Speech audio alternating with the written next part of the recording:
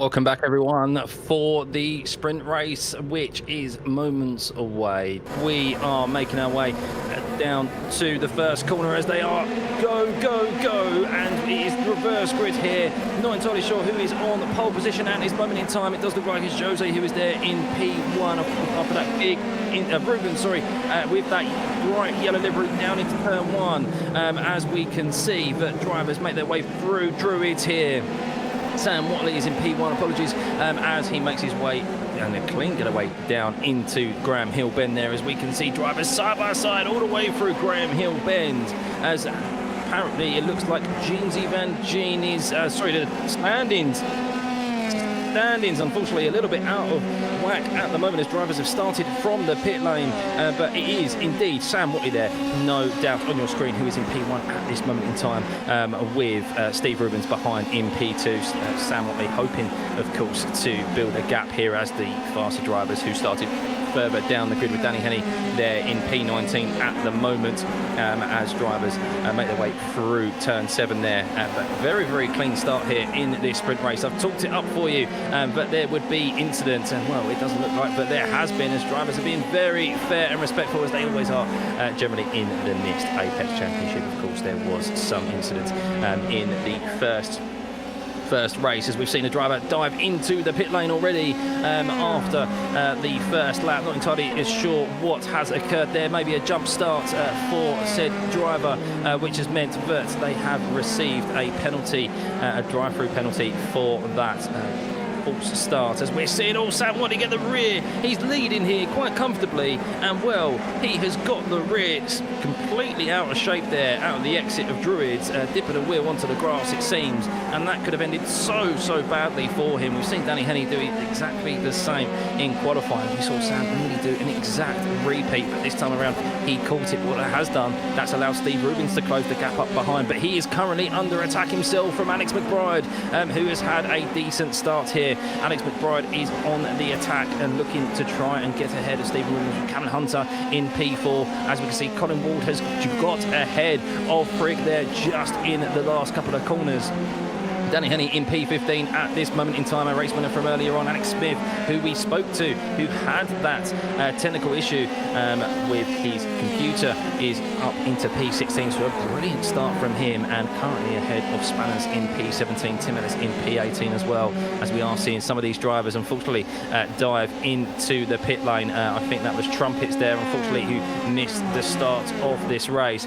But you can see that Alex McBride has got past Steve Rivers down into turn 1. An unbelievable overtake there, very fair and respectful. It's not often that you see overtakes on the inside into turn 1, as it's so difficult, and most drivers defend the inside there, but it does seem that Alex had such a tremendous run out of the last corner. He is now chasing down Sam Watley and be looking to get himself into P1. But what that's done is that has thrown Steve Rubens a little bit out of shape, and he is now under attack from Callum Hunter and Tom Jenkinson close behind in P5, with Jose in P6. Sam Harper is in P7 with Frick in 8. Alex Dobbsberger is making good ground in P9 with Colin Wall in P10. Luke Power is 11th with Stephen Williams in 12th, and Danny Henney.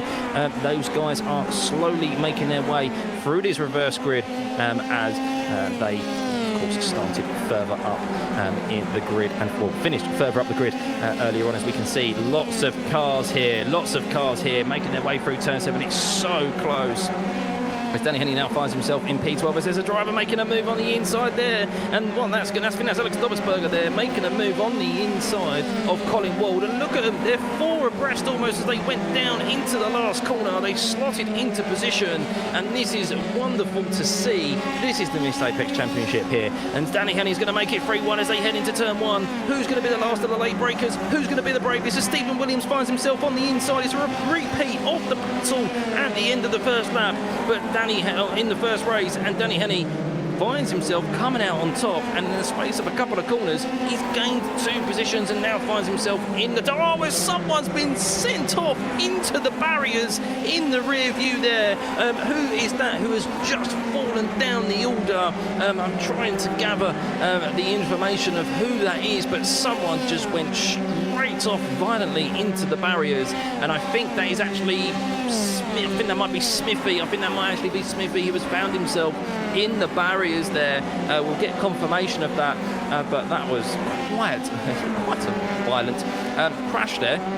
He most definitely will not be okay to continue in this race as it currently stands, or maybe it was even Steve Rubens who unfortunately has now found himself in the pit lane. So Steve Rubens has had an issue somewhere as well, which has resulted in him actually near dead last as it currently stands. So here's Andrew Sexton here, just going into a controlled spin, a controlled slide there. Very well held by Andrew there.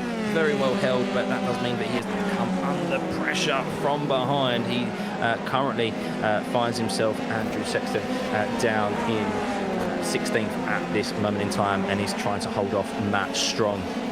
But Spanners finds himself in P13 at the moment. He's going quite nicely as it currently stands. Of course, we did have, unfortunately, a couple of drivers who failed to grid up here, and there have been some freebie positions, but we are racing nonetheless. 5 laps into this 17-lap race, and as Spanners detailed to us through Surtees corner, utilising that late apex where we saw Ivan there just go a bit wide, turning in a bit too early, which has meant that he's lost a bit of important top speed down this middle straight, as we can see Spanners close in there. And well, you do think it will be just a matter of time until Spanners, who is eyeing up an overtaking opportunity here, as Ivan is fully aware of that camo livery of Spanners in the rear view, but as the podcast is named after, he missed the apex entirely there, Spanners, through turn 7. So that, unfortunately, all that hard work, he's just lost some very important ground there, and an opportunity of an overtake into the last corner. As we see Alex McBride going for the race lead here, as Sam Watley gives very, very respectful amount of room and some more to Alex McBride there down into turn 1. Sam Watley may be thinking just about the long game and the important points that can be scored here, not wanting to lose too much time, but that was overly respectful from Sam there. I'd like to see him get his elbows out just a little bit more next time around, but he's still on course here for a very good result as we have nearly 10 laps remaining in this race. As it is currently, Alex McBride leading now from Sam Watley, with Tom Jenkinson in P3, Jose in P4, Sam Harper in P5, Callum Hunter is in 6th, but for how long, as he's trying to put under pressure Sam Harper, but he needs to be careful with his rear view mirrors as well, as Alex Dobbersberger's looking for a lunge down the inside, and well, he's forced him out onto the runoff there. I think they're still side by side. No, and Alex Dobbersberger most definitely getting his elbows out there, and unfortunately for Callum Hunter, he's just lost 2 positions, as Luke Power also took advantage of him moving onto the runoff there, being forced out of position.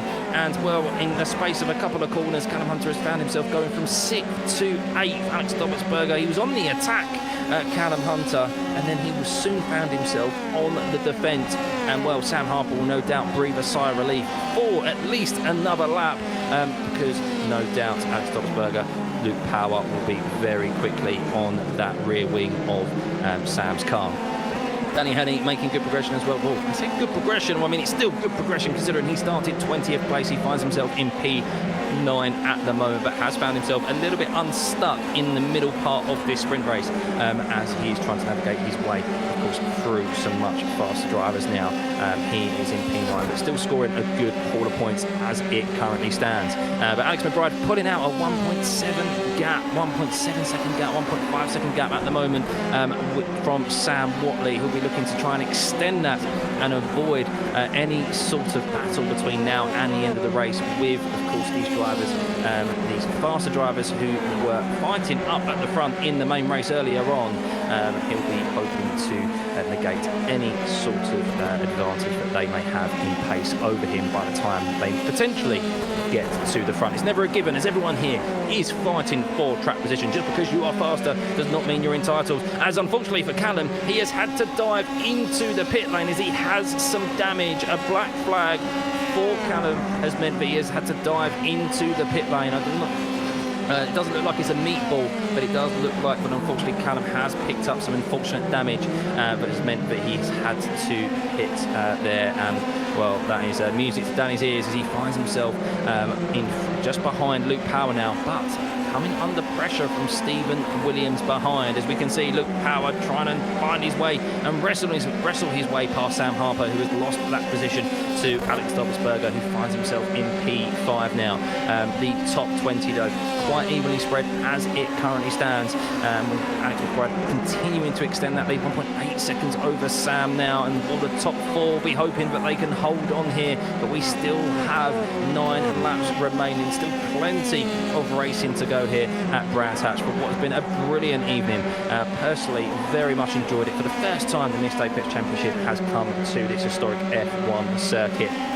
Okayama was brilliant, and this has been the same, as we are seeing these F3 cars pushed to their very limits by the Missed Apex listeners here and panellists at this Brands Hatch circuit. Through that last corner there, you can see the tyres, that thermal degradation starting to come into effect here as we are approaching the 10th lap of this race. Lap 9 currently, lap 9 of 17, and well into Druids. Luke Power late on the brakes, getting held up here by Sam Harper. He is no doubt chomping at the bit to try and dispatch Sam so that he doesn't have to look in his rearview mirrors at Danny Henning's red livery, because Danny will be looking to capitalise on Luke's misplacement of his attack on Sam Harper. And well, Luke Power just trying to settle back into things now, trying to get the toe and slot in behind Sam as it currently stands. Sam's doing a brilliant job of holding off Luke at this moment in time, but that's just brought Danny and Stephen Williams close behind him into this battle. But of course they also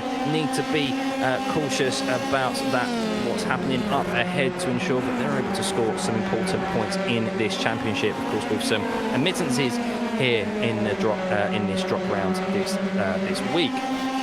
But Alex McBride won 4.2 seconds from Tom Jenkinson now. So Tom has had an issue somewhere. He's had a moment which has bridged that gap to Tom. And Alex McBride will be breathing even more of a sigh of relief. But Tom has bunched up the field here, as we can see the top from second place down to P7, Danny Henning and Stephen Williams. There is not a lot separating them. You can see 6 cars there, all within the same image, in one single image, as they make their way through the exit of Druids, as Alex McBride is driving off into the distance here, as we're seeing Alex Dobbsberger try and go, oh, Sam Harper has just lost his rear wing.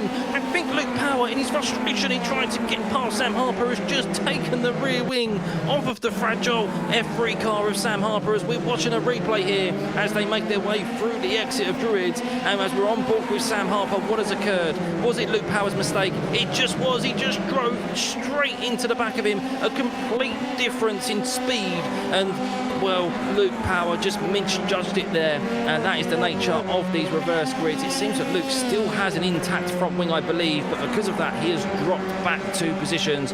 But unfortunately for Sam Harper, that has pretty much ended his race. I still can't quite see whether or not Luke Power has damage to that front wing. It does look like potentially that front left might be damaged, and no, very lucky boy that Luke Power still has an intact front wing, which is so important here for the downforce that is required at Brands Hatch. But it does mean that he drops behind Danny Henny and Stephen Williams, who have been promoted into P5 and P6 now.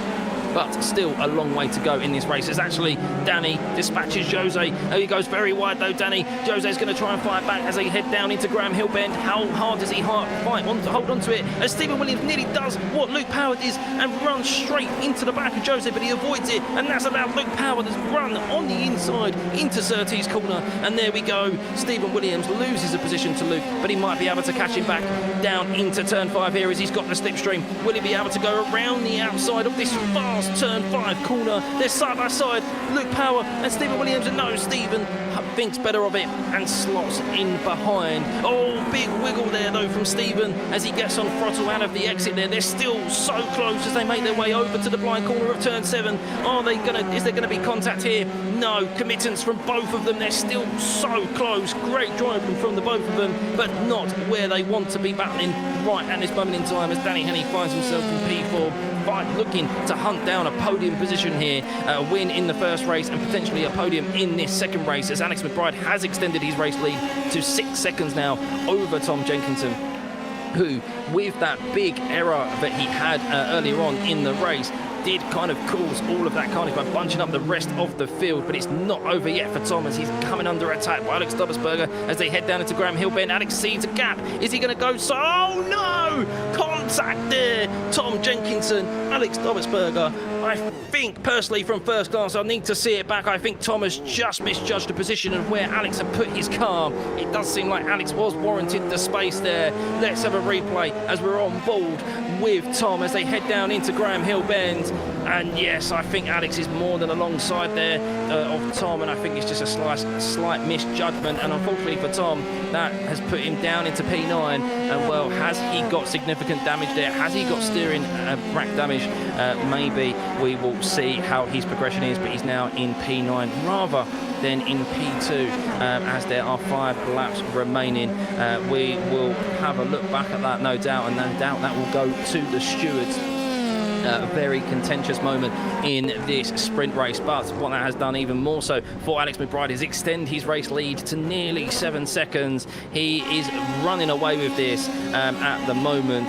Great drive from him and a good haul of points on offer for him, but never say never. Of course, it's not over until the checkered flag as Stephen Williams is looking to regain that position for Luke Power. They're now fighting for P5. How the tables have turned and how this race has switched up so quickly after Luke Power ran into the back of Sam Harper earlier on, and well, now they're fighting for the top 5, whereas that was earlier on for around 7th and 8th position. Andrew Sexton looking to try and get past Daniel Snortelen there in P11.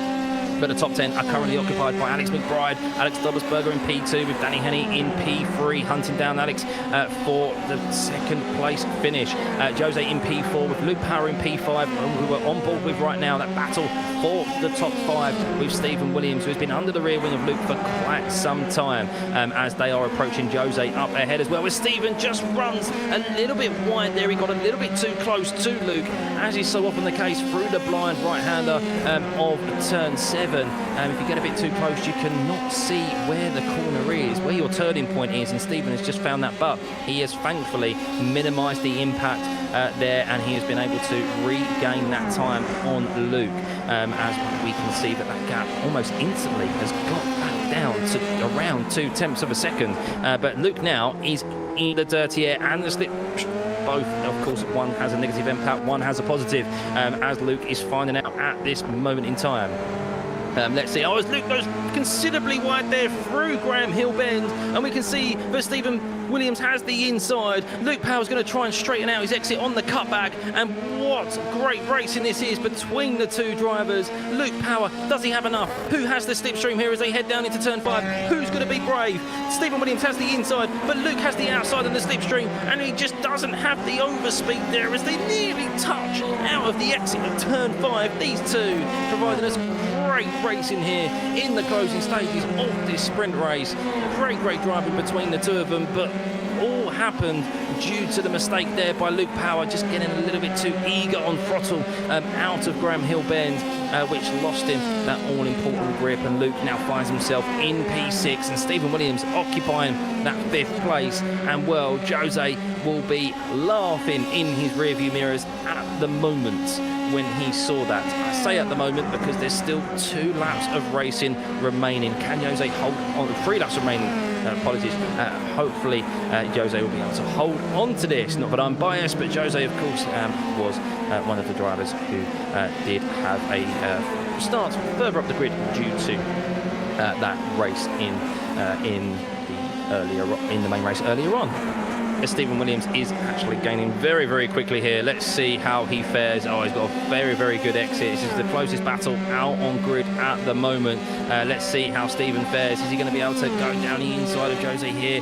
No, just a little bit too far back, but of course don't rule out Luke here as well. We've seen both of these drivers capitalise on the mistakes of their competitors, and well, could that be the case? As you can see there, Luke just all getting a little bit out of shape on the exit there as Stephen Williams sends it through turn 7. He's gone side by side through Jose, and Jose actually lets him through. I think he potentially ran a bit wide there, and now Luke Power scents his blood. He's looking for that top 5 position. Are they side by side? And Jose concedes the 2 positions to Stephen and Luke, and well, it's still going to be a respectable finish for Jose in P6 if he's able to maintain that with 2 laps remaining. A good haul of points on offer for him. He doesn't have to worry about those behind him.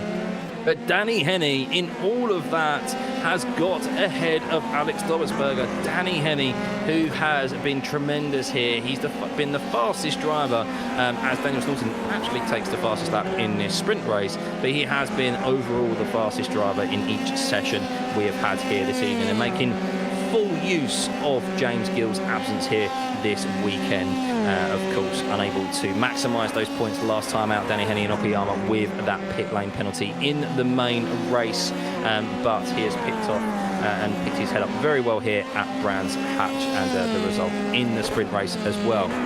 It's going to be too much for him to catch Alex McBride, though, as we are approaching the final lap of this race. Alex has done tremendously well, pulled off some brilliant overtakes to get himself into P1, and well, he finds himself 5.5 seconds ahead of Danny Henney, and that's going to be a great result from him, as we do have the white flag any second now. As there we go, final lap for these drivers. Alex McBride 5.5 seconds, or over 5 seconds up the road from Danny. If there were maybe 10 more laps remaining, yes, Danny would catch Alex, but not is the case. So much is not the case here in this sprint race, where it is 17 laps compared to the 23 in the first race.